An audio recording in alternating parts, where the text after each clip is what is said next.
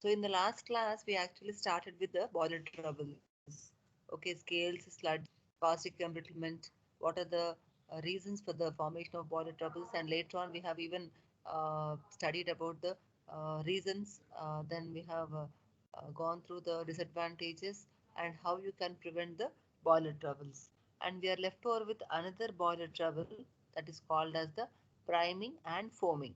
Okay, so these are the two boiler troubles, okay, which are called as priming and foaming. Now, what exactly is priming? Now, priming can be defined as the process wherein you can see the water particles are being carried out along with the steam. That is nothing but called as, in short, we can call this as wet steam formation. Wet steam formation in the boilers is termed as priming. Now you might be wondering how the water particles are being carried away by the steam. Now there are certain reasons for this. Now mostly the important point about the priming is like when you have high amount of dissolved salts in the water. Okay, that is the first and foremost important reason for the priming which is caused in the boilers. First is presence of dissolved salts. Now when the water is having high amount of dissolved salts, that results in wet steam formation. Now, and another important point is high velocity of the steam because of the sudden boiling and improper design in the boiler. Now, let us suppose now there should be a level. There should be a level mentioned in the boiler, like up to which you are going to fill the water. Okay, water level should be there. Uh, a marking will be seen in the boiler where up to which you are going to add water. Now, if there is any technical issues, if there is any technical issue like while designing the boiler, if there is any problem in designing the boiler, like in that case, instead of the actual height, if the height of the water level is mentioned above the required one, above the actual height, then that also generates high velocity of the steam, and that in turn leads to the sudden boiling. So actual, so that is nothing but related to the improper design of the boiler. And because of this, you can also see there is sudden increase in the steam production rate. So these are the various reasons which lead to the priming. So priming is wet steam formation. Here you can see in this image, you can see here. So this is the outlet. Okay, this is the outlet of the steam. So along with the steam, even the water particles are being carried out. Okay, so these are the few reasons what you can give for the priming. First thing is presence of large amount of dissolved solids, then high steam velocities, sudden boiling, increase the production rate, steam Ma'am, production your rate. voice is So that breaking, ma'am. means it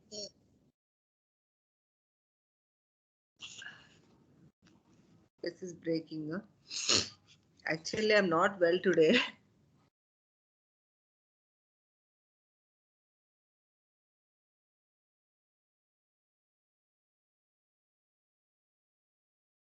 Now, now is it okay? Yes, ma'am, it's okay.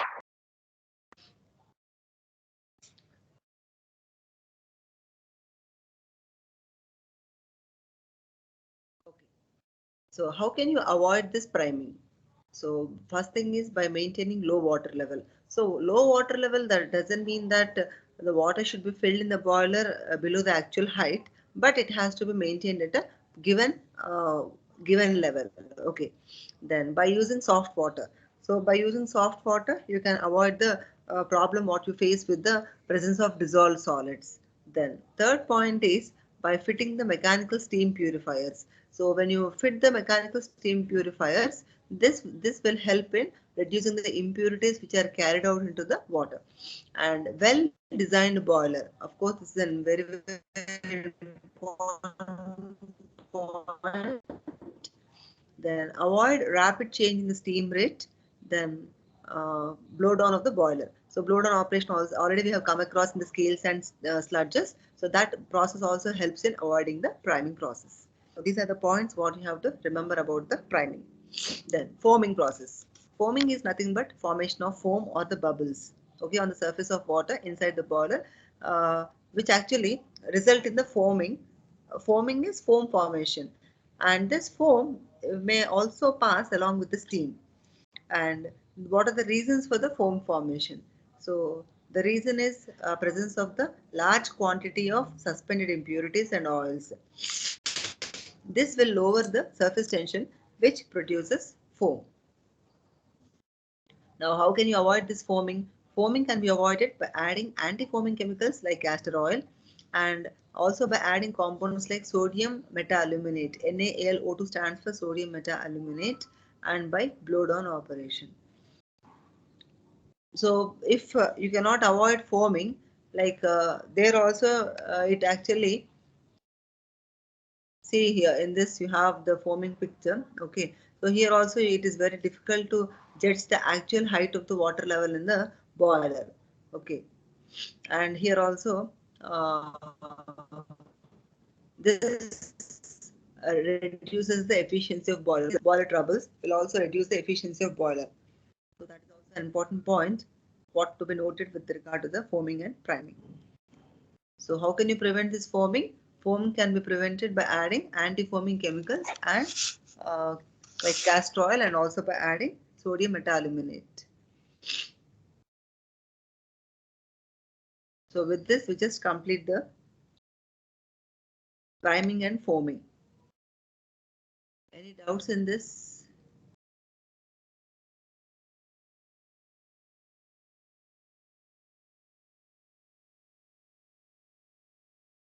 Any doubts in this? No. Next, we'll move to the internal water treatment. Now that we have studied elaborately about the different boiler troubles, now you also have come to know that because of the boiler troubles, the efficiency of boiler comes down, and in some cases it may even lead to the explosion. So how to improve this? So that is mainly done by water treatment methods. Now there are two ways. One is called as the internal water treatment. The another one is called as the external water treatment. Now, how do you differentiate them? Internal water treatment, how it is different from external. Now, what is boiler feed water?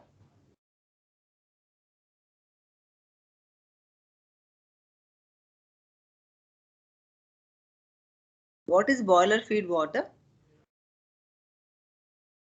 The water which is fed into the boiler is called as boiler feed water. Okay. Now, why it is called as internal treatment? Why it is called as internal treatment?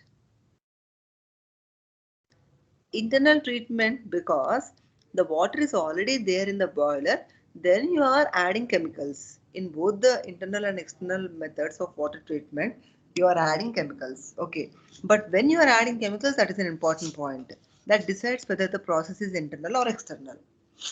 Following, girls. So if already water is there in the boiler and you are treating the water by adding chemicals, then it is called as the internal. Okay. If you are treating the water before it is fed to the boiler, then that process is called as the external water treatment. Is it fine, girls? Yes, ma'am. There are three ways. So there are three ways by which you can uh, treat the water by internal method. Now on the screen you can see phosphate conditioning, carbonate, calgon. So 4, 5, 6, these are not there, girls. 1, 2, 3 are there. Okay. Only 1, 2, 3 are there. So phosphate conditioning, carbonate conditioning, calgon conditioning.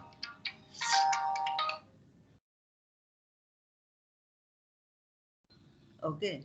Now what is phosphate conditioning? Phosphate conditioning is the process by which you are adding phosphate reagent. Okay, you are adding phosphate reagent. Now, which is that phosphate reagent which we are using in the internal treatment? That is called as sodium phosphate. Na3PO4 is the phosphate reagent used in the hard water. Okay, for a water treatment. Now, what does it do? Now, with the addition of sodium phosphate. Okay, with the addition of sodium phosphate, can you see this, girls? Can you see this reaction? Sodium phosphate Na3PO4. Okay, so when you are adding this to the water which need to be treated, that is which contains salts within it. Okay, you can see, for example, if you have calcium chloride. So this reacts with the sodium phosphate and forms calcium phosphate and sodium chloride. Now, calcium phosphate, if you see, it is actually non-adherent and can be removed by blow-down operation. Okay, non-adherent means this is something like a sludge impurities. Okay, so which is actually cannot be removed.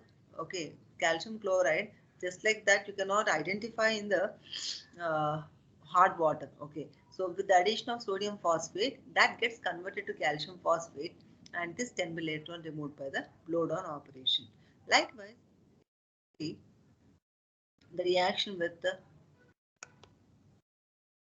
magnesium sulfate. Okay, if you have magnesium sulfate in the water, that on reaction with the sodium phosphate will form magnesium phosphate. Along with that, you get sodium sulfate. Now, these salts, either calcium or magnesium phosphates, both of them are soft and they non-adhere and they can be removed easily by blow-down operation. Okay, so these are the soft type of impurities. Scales are usually the hard, thick scales, hard, thick impurities, whereas sludge forming impurities are soft. These are readily removed by the blow down operation. Okay, understood, girls?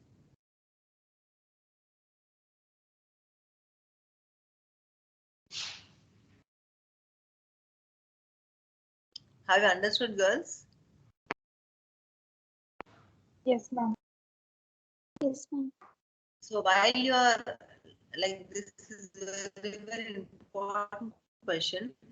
You have to mention the reaction between the calcium chloride, sodium phosphate, and another salt is magnesium sulfate. I'll share even that notes also. Okay. In the PPT, you have only the calcium chloride reaction, but I'll share another notes where you have even magnesium sulfate reaction. Okay. So you have to mention these reactions while you are attempting this answer. Okay. Now, phosphate conditioning is by using sodium phosphate. Now, among the phosphate reagents, we have three types of phosphates. Three types of phosphates are employed. One is the trisodium phosphate. Then second one is disodium phosphate, and third one is trisodium hydrogen phosphate. Sorry, sodium dihydrogen phosphate.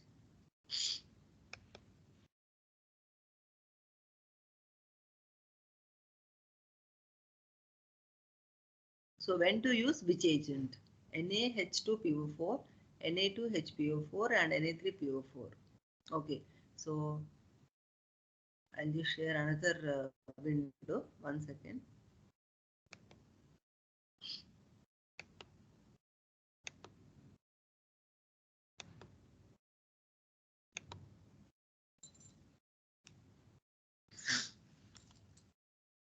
Okay. Now coming to the first type of phosphate reagent, that is Na3PO4. That is what we have just now studied in phosphate conditioning. When to use this? Now, important point to remember is the nature of this reagent depends upon the pH of the water. Okay. Now, okay, so the nature of this reagent, trisodium phosphate or Na3PO4, is too alkaline. Too alkaline means its pH will be above 10. Now, such kind of reagent could be better used for treating the acidic waters. Acidic water means whose pH would be less than 7. And this is used for two acidic waters, maybe 3 or 4 pH value. That water which is highly acidic can be used for treating that can be treated by using this Na3PO4.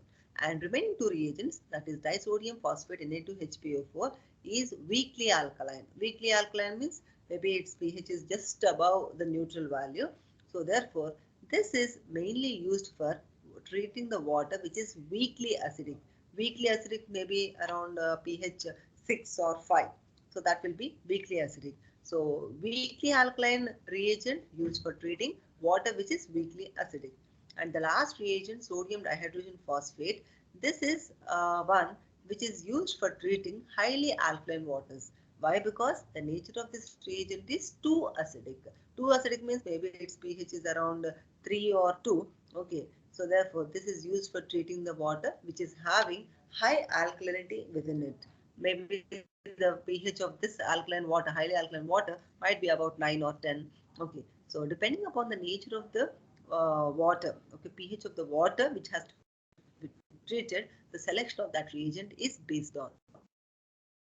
Okay, these points, all these points included could be your answer, girls. Phosphate conditioning. Okay, so you just, if you write two reactions, you won't be getting full marks, girls. Even you have to mention the remaining two reagents depending upon the pH of the water which is used for the treatment. Followed, girls?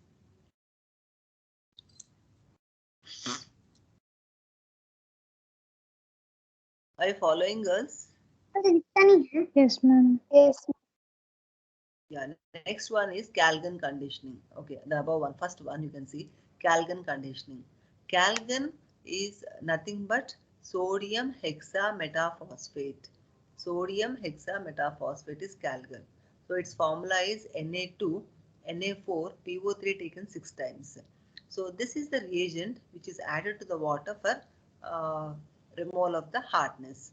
Now, when you add this Calgon to the water, so before actually it reacts with the salt, it actually dissociates as 2Na plus Na4P6O18 whole taken 2 minus. Okay, so this is the complex. Along with that, you have the two sodium ions. So outside the coordination sphere, you have two sodium ions which get dissociated. Okay, so this is getting ionized, and you can see the sodium ions will get separated from the coordination sphere, and the coordination sphere is left as it is. Okay, now the calcium sulfate ions present in water, this will tend to react with the coordination sphere, and you get Ca2P6O18 2 minus. That means the sodium ions of the complex will be replaced by the calcium ions, and you get sodium sulfate. Instead of calcium sulfate, the product would be the Na2SO4. That means the calcium of your salt, hardness causing salt, that is actually getting converted into complex form, and this is actually a soluble complex. Okay, so this is soluble complex. So that's how you can eliminate the presence of calcium sulfate in the water. So this will be coming out as a complex and which is soluble. So this will not cause any harm to the boiler. As long as you have the impurities in the insoluble state, then only the problem of this boiler troubles will be started. Once if these are getting converted either into sludges or the soluble complex or the scale forming impurities, those can be easily removed by the blow down operation. So, so Calgon conditioning is by adding Calgon to the water, you can try to eliminate the hardness causing impurities in the water. That is another important reagent. Then coming to the third one, that is the colloidal conditioning. Colloidal conditioning. Now here you are going to add organic substances. Now which are those organic substances? Like tannins, lignins, kerosene, gel. So what is their function? So with the addition of these organic substances, these will actually get coated over the scale forming impurities. Okay, already inside the boiler you have the scale forming impurities. So when you add these substances, these will get coated over the scale forming impurities, and thus it makes a loose and non-sticky precipitates. So the finally here scale forming impurities inside the boiler are converted into soft, loose and non-sticky impurities, and later on this can be removed by the blow down operation. So scales are converted to sludges by with the addition of the organic substances.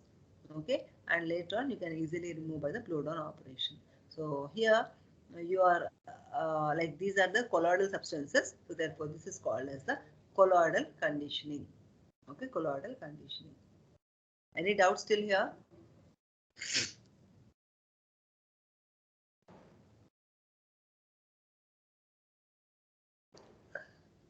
Any doubts, girls?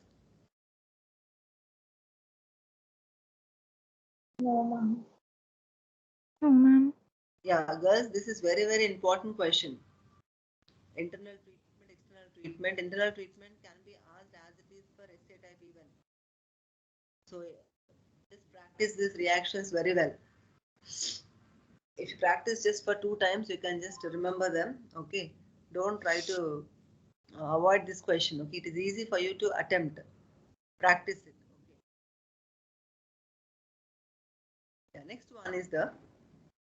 So this is all about the internal treatment, and carbonate conditioning and other methods. But we have only these three methods in our syllabus. So with this, we have finished with the internal water treatment. Then we have external water. What's the difference between internal and external? What's the difference between internal and external water?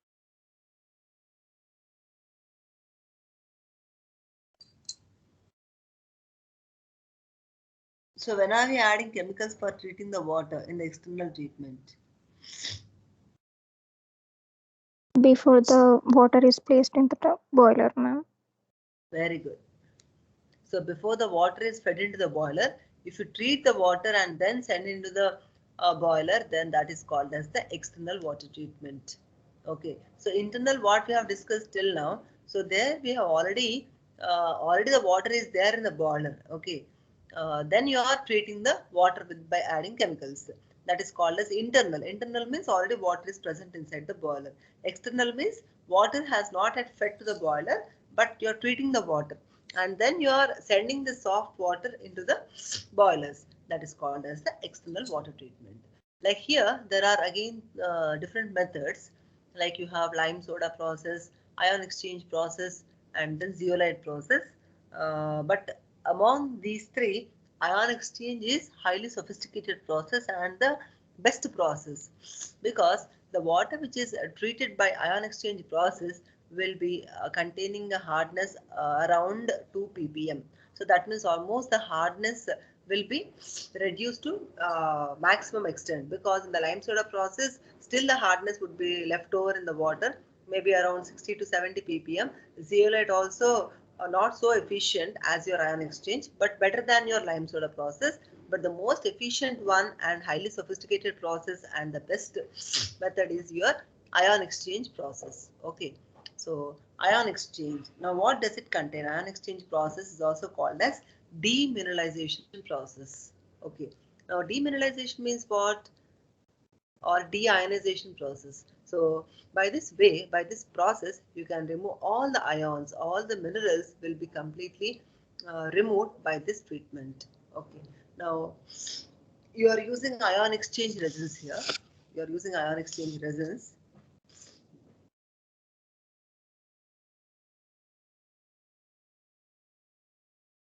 Now this is the setup of your ion exchange plant. Okay, I'll just share another PPT, girls.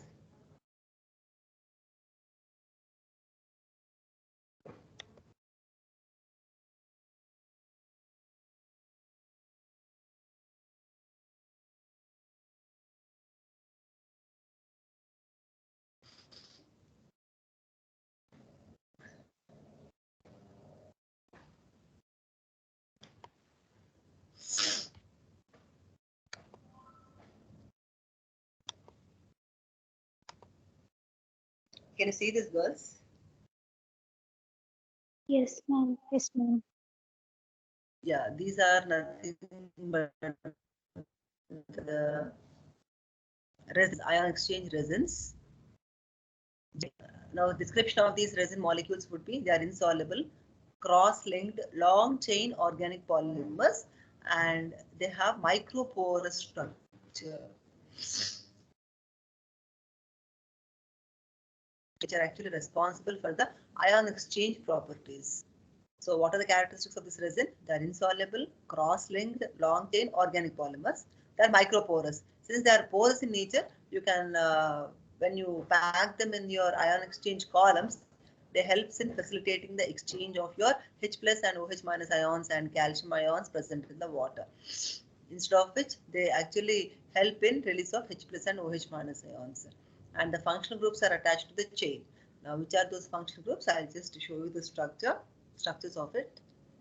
So this is how it looks like. Like these are your long polymer chains. Okay, the red color ones are your polymer chains, and they are attached to the exchangeable counter ions like this.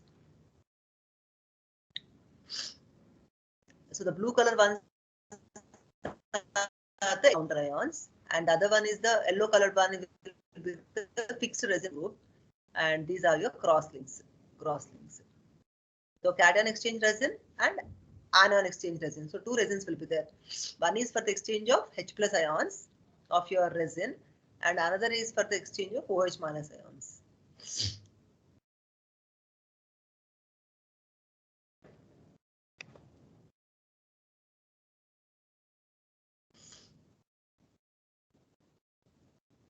Structures of the resin molecules, cation exchange resin and anion exchange resin.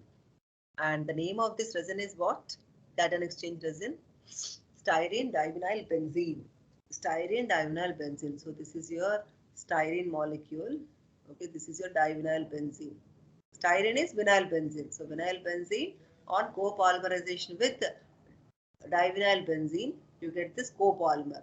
I think you have an idea about the copolymers. Copolymers are those wherein you have two different polymers on reaction will give copolymer. So styrene, that is vinyl benzene, and divinyl benzene, these are two different molecules which on copolymerization gives a copolymer. And the free ends of this copolymer, okay, will be attached to either carboxylic acids or sulfonic acid groups. Okay, sulfonated groups, SO3H groups. Now this will actually helps in exchange of cations.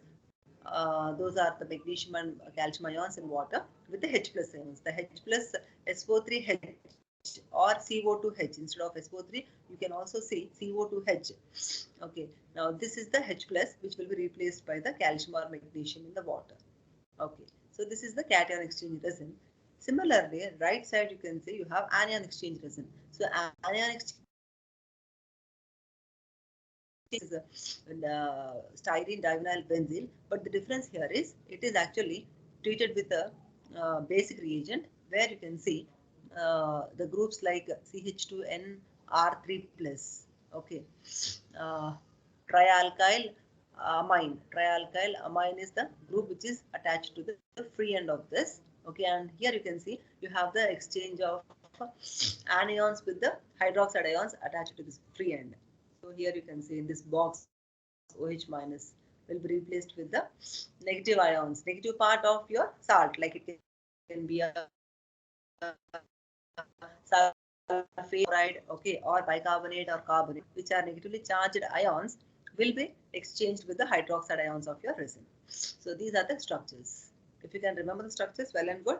If, in case if you can remember, you just have to draw in the exam, girls. But you have to definitely mention the name of the copolymer. Okay. So here you can see, in general, the resins contains acidic functional group COOH or SO3H, and this helps in the exchange of H plus ions with other cations. Whereas the basic functional groups LH2 or double bond NH, these will help in the exchange of the anions. I hope I'm clear.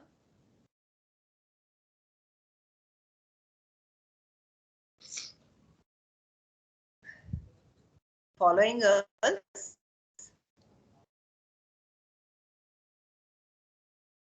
Yes, ma'am. just see the structure. Give me a minute, I'll be back. Just see the structure.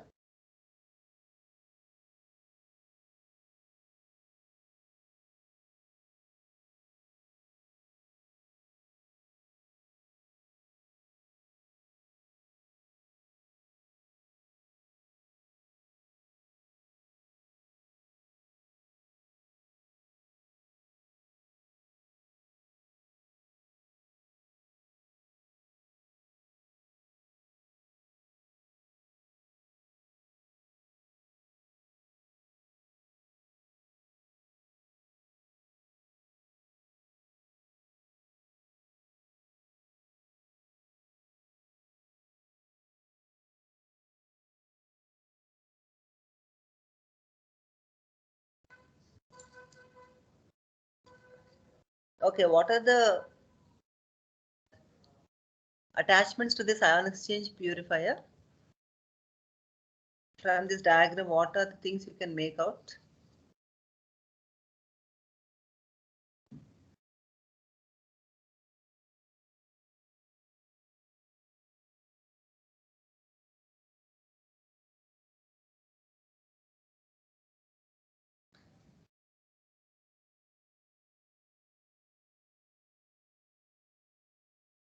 Can you hear me, girls?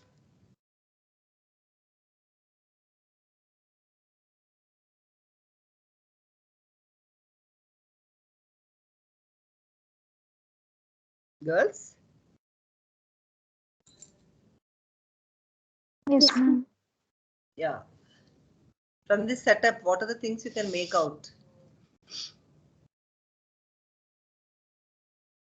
What is this?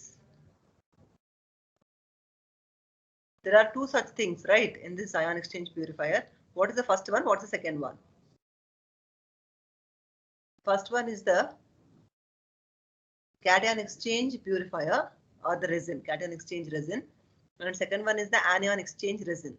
So this is the cation exchange column, what we can call as cation exchange column. Okay. Now this cation exchange column will be packed with cation exchange resin. So just now we have gone through thoroughly about the cation exchange resin, its structure, how it is useful for the exchange of ions. The same thing is packed here in this column. Similarly, on the right side, you have another column which is called as the anion exchange column, which actually packed with the anion exchange resin. Okay. Now, this is the inlet for the supply of hard water. So this hard water gets percolated onto this bed. I can call this as cation exchange resin bed.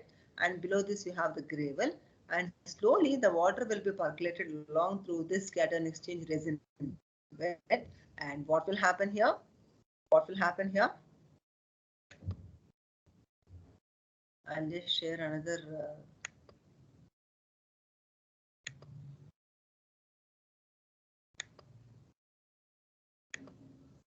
Here you can see the reactions. Okay. So when the water is percolating through cation exchange resins, you can see what is this RH? What does this RH stands for?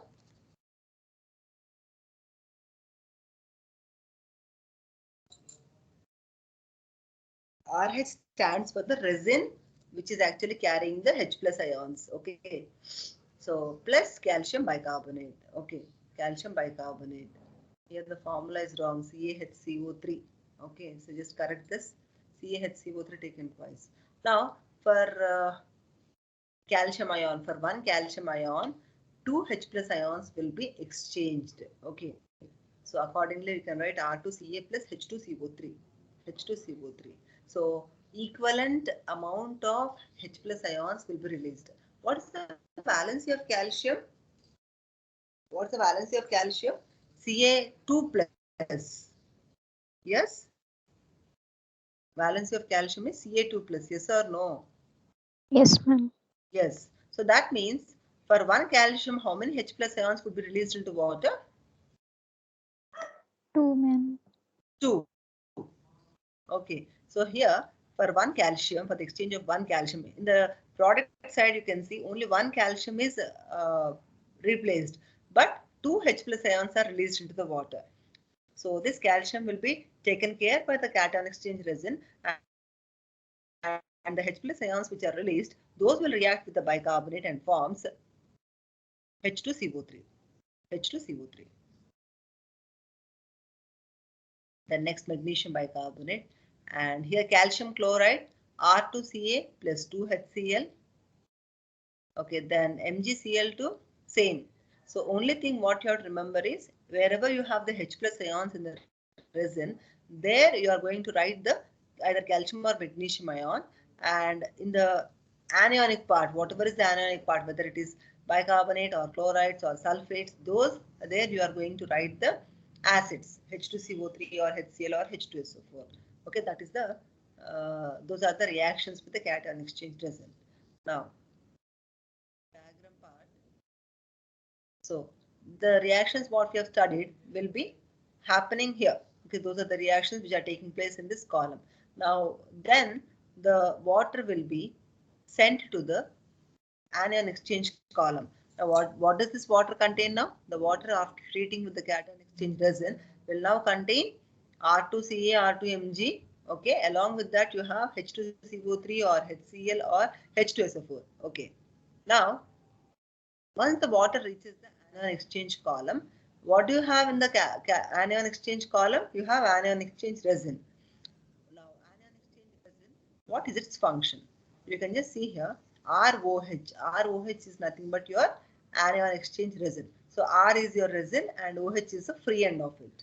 Now this reacts with what? HCl. This is reacting with HCl or H2SO4 or HCO3 or H2CO3, anything. Okay, whichever is your the acidic part, whichever is left over after the cation exchange resin. So acidic part will be reacting with resin. And what type of exchange will happen here? You know, anion exchange resin means this OH minus would be replaced with the anions of your acid. So which is the anion of this acid? HCl will be having Cl minus as the anionic part. So that will be exchanged with the OH minus of your resin. And therefore, the H plus of HCl and OH of ROH, both of them they react and forms water molecule. Similarly, if you have H2SO4, the reaction would be H2O only. The final product will be H2O along with the formation of R2SO4. So, again take the reaction with H2CO3. There also you can write RHCO3 plus H2O. So finally, what is the product here? That means the water after treatment in the anion exchange column with the anion exchange resin, okay, will be now containing what? So this is the final outlet where you can collect the water. And what does this water contain? Can anybody tell me? What does this water contain?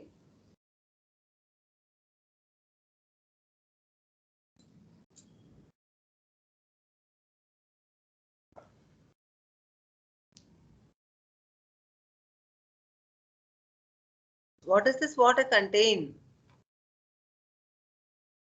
Does it contain calcium ions? Does it contain chloride ions or sulfate ions? May I have your attention, girls?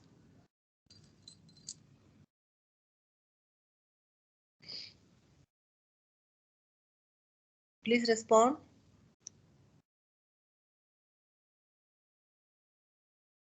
Yes, ma'am. No, what does it contain? Chloride ions, ma'am. The entire class, what we have discussed just now, the entire thing is gone waste. How does it contain chloride ions, ma?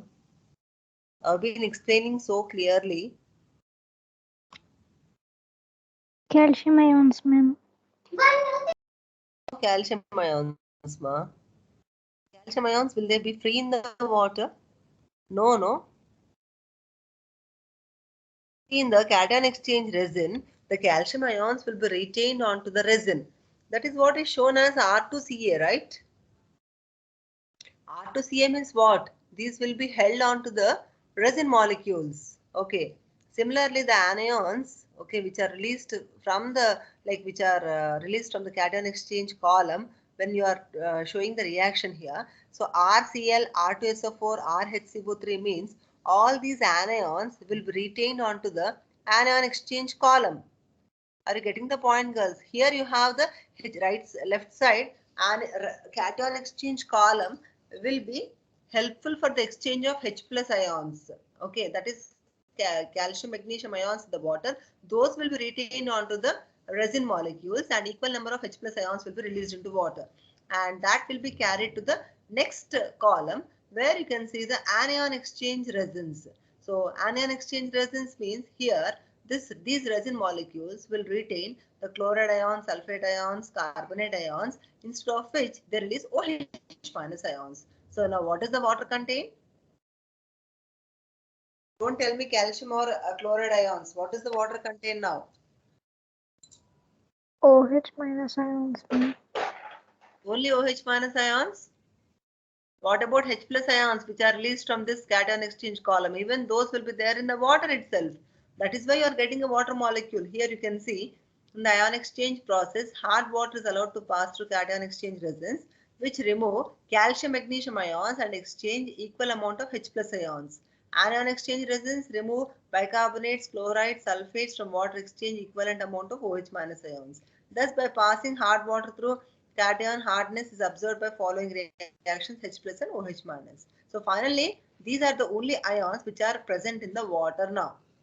Whatever the anions, whatever the cations, those are being attached to the respective resin molecules. That is the main purpose of using a resin molecule. Am I clear now? Already in the beginning of this topic, I told you that these resin molecules are porous in nature. Okay, so that is why the calcium, magnesium ions in the cation exchange column, these get attached to the resin molecule. Similarly, anion exchange column, the chlorides, sulfates, carbonates, those will get attached to the resin molecules, and instead of which equal amount of either H plus ions or OH minus are released into the water. So that means finally the water contains what? What does the water contain? H plus and OH minus ions. Yeah, these will react. Okay, H plus OH minus ions are released into the water, and these will react and forms water. So now the water, do you think the water will now contain calcium or chloride ions? No, no. So all these cations and all the anions of your salts will be retained onto the bed of your resin molecule.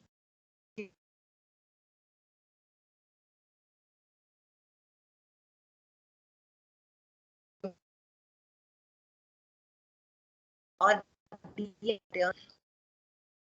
hardness will be there around 2 ppm, but that doesn't like it's not so big number.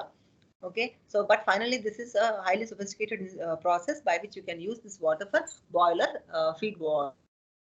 This water can be supplied to the boilers. Now, how long can we use these ion exchange columns? How long can we use these ion exchange columns? Because the pores are completely flooded with either calcium ions, magnesium ions, or the anions like chlorides, sulfates, and carbonates. So how long can we use them?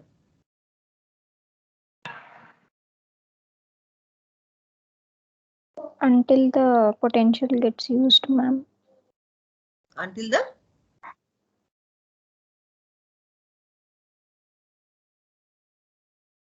so this can be used as long as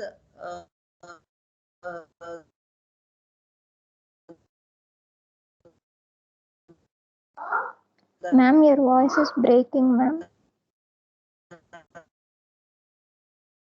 packed. Okay, once it is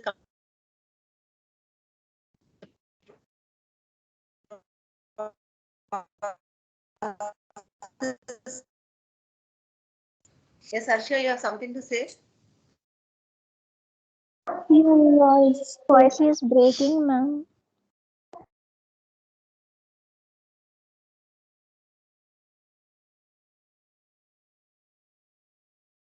Just now or from long back? Is the voice breaking just now or from long back? Just now. Just now. Okay.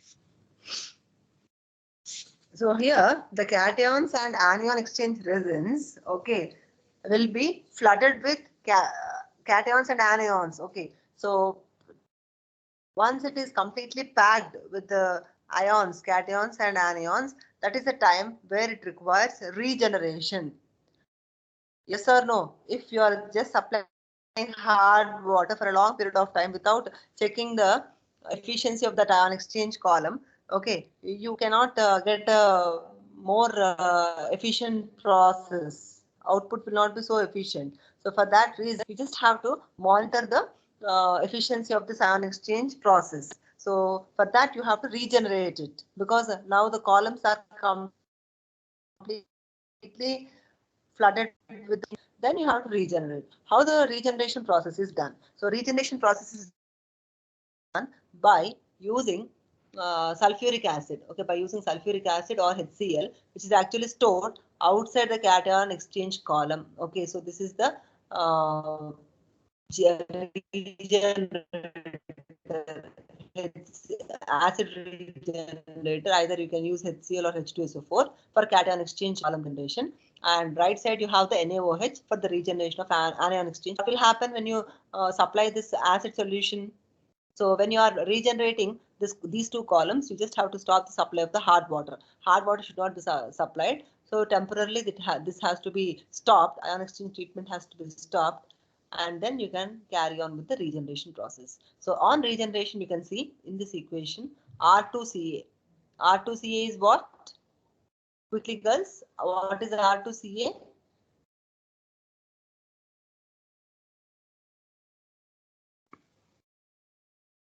What is R2Ca?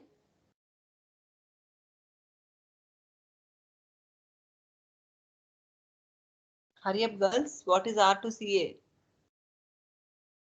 R2Ca is the representation of your resin which is attached to your calcium. So all the cation exchange column can be represented as R2Ca, R2Mg because these resin molecules are now attached to either calcium or magnesium ions because equal amount of H plus ions are already released into water. Okay, so once there are no more H plus ions present in the ion exchange column, so then that would be R2Ca. This or H2SO4. What will happen? HCl or H2SO4. This calcium ions will be replaced by the H plus ions or magnesium ions replaced by H plus ions and you get calcium chloride and magnesium sulfate.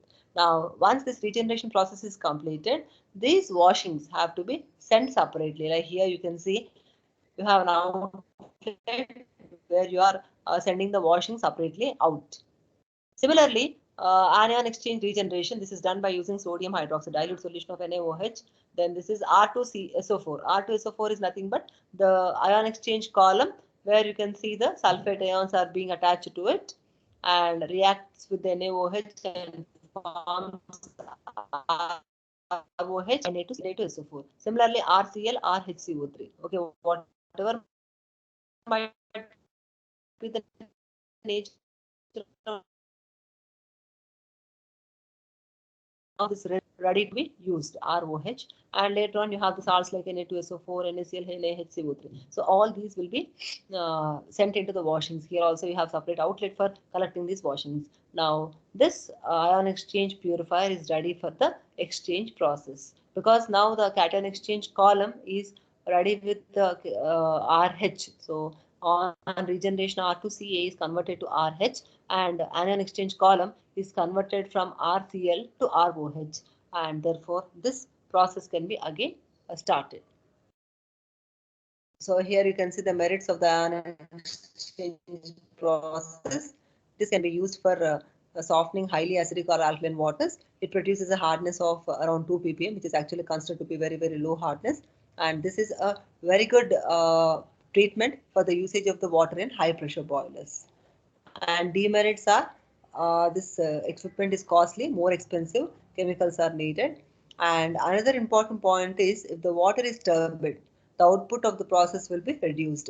The turbidity must be below 10 ppm, then only it has to be used. Otherwise, what does it do? It actually clogs the filters or the pores of the resin molecules will be clogged if the turbidity is too high. So it must be checked before the water is fed into the boilers. So these are the merits and demerits of ion exchange process and the treatments. Is the process clear?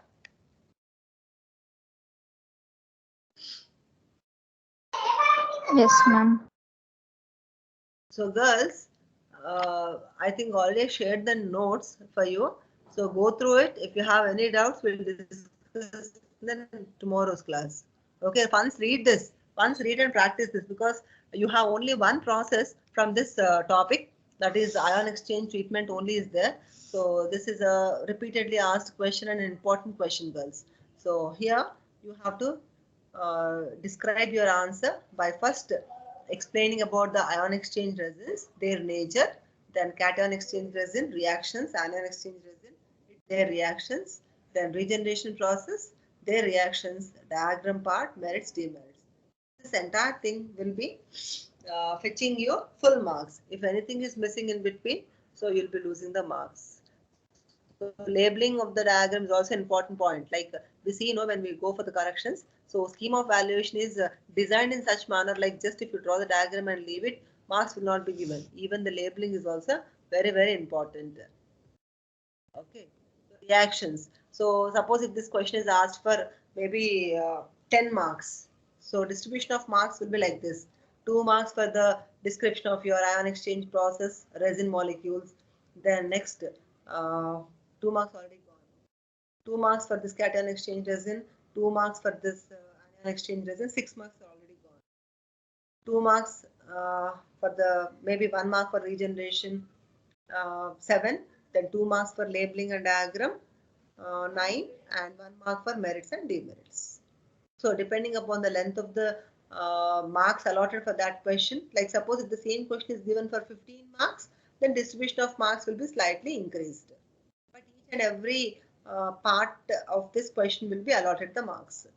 So distribution of marks will vary, that's it. See girls, for each and every answer I'm telling you how you are going to represent in the exam. Otherwise marks will not be given.